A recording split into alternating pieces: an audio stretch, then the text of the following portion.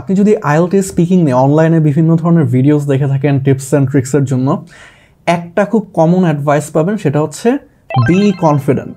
এখন প্রশ্ন হচ্ছে যে কনফিডেন্স কি জাস্ট আকাশ থেকে এসে পড়বে? আমি কি জাস্ট এক্সাম হলে যে আমার কনফিডেন্সের সুইচে চাপ দিব আর হঠাৎ করে আমি জাস্ট ফরফর করে বলা শুরু করব? আপনি জানেন, আমিও জানি, রিয়ালিটি এরকম না। সো প্রশ্ন হচ্ছে যে কনফিডেন্সটা অ্যাকচুয়ালি কিভাবে বিল্ড করব। এখানে যদি আপনার প্রশ্ন থাকে যে এতজনের মধ্যে আমার অ্যাডভাইস কেন নেবেন, সেটা হচ্ছে যে আমি আপনার মতোই শত শত স্টুডেন্ট পড়িয়েছি। আমি হচ্ছে একটা ডেডিকেটেড প্র্যাকটিস ব্যাচ কন্ডাক্ট করি। সো এইখানে জেনারেলি আপনার মতো স্টুডেন্টসই থাকে যারা ধরেন 1-2 মাস পর এক্সাম দিবে, কিন্তু হয়তো বা স্কোর ভালো আসেনি, এখন আবার চেষ্টা করবেন। স্পেশালি তাদের মধ্যে একটা ভয় থেকে যায় যে একবার খারাপ করছে, এখন আমি কি করব। সো এটার জন্য আমি আপনার সাথে একটা কোট শেয়ার করতে চাই। Confidence comes from competence. কম্পিটেন্সের মিনিংটা এখানে সহজ ভাষায় বেসিক্যালি দক্ষতা। এখন বলবেন যে ভাইয়া দক্ষতা কোত্থেকে পাবো, এটার জন্যই তো কনফিডেন্সটা আসে না। তো আপনার জন্য এই কোডটার second part, and competence comes from consistency. এখন জিজ্ঞেস করতে পারেন যে ভাইয়া কনসিস্টেন্সি আবার কোত্থেকে আনবো। সো এখানে মূল সমস্যা যেটা, সো বেসিক্যালি আপনি যে সাহসটা পাচ্ছেন না, সেটা হচ্ছে আপনার প্রপার এক্সপিরিয়েন্স নাই।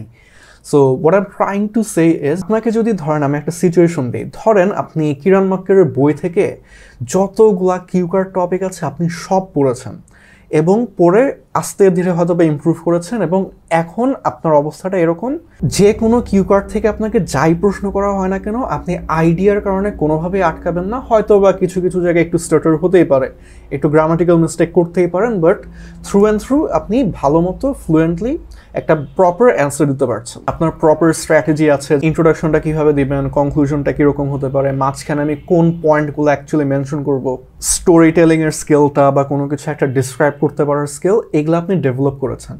তাহলে কি আপনার মনে হয় যে আপনার মধ্যে আর কোনো ভয় থাকবে?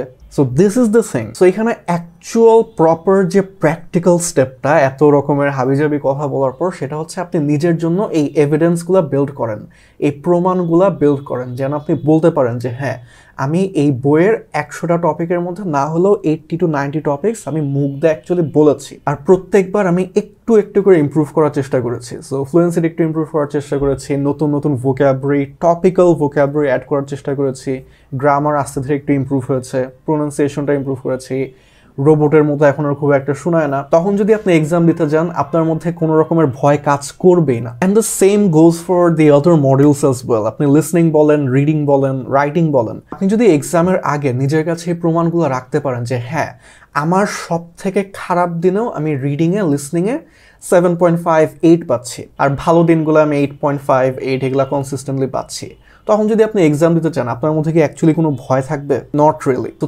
তখন আপনি আপনার কনফিডেন্সটা অর্জন করবেন, আর দেখবেন যে এটা আপনার এক্সামে একটা প্যাসিভ লাইক পজিটিভ একটা এফেক্ট রাখছে। তো হোপফুলি এই কনফিডেন্সের ব্যাপারটা আমি আপনাকে বুঝাতে পারছি। যদি ভিডিওটা ভালো লেগে থাকে জানাবেন, ভালো না লাগলেও জানাবেন। আর ভিডিওটা যদি আপনার কাছে ইউজফুল লেগে থাকে, তাহলে আমি জাস্ট একটা জিনিসই চাই, এই ভিডিওটা শেয়ার করেন। এই ভিডিওটা শেয়ার করলে যেটা হবে, আপনার মতো আরও যত মানুষ আছে যারা হয়তো বা এই বিষয়টা নিয়ে কনফিউজড, তারা এই কনফিউশনটা ক্লিয়ার করে নিতে পারবে। সো আপনি শেয়ার করলে অন্যদেরকেও বেনিফিট করতে পারবেন। So that was mostly it.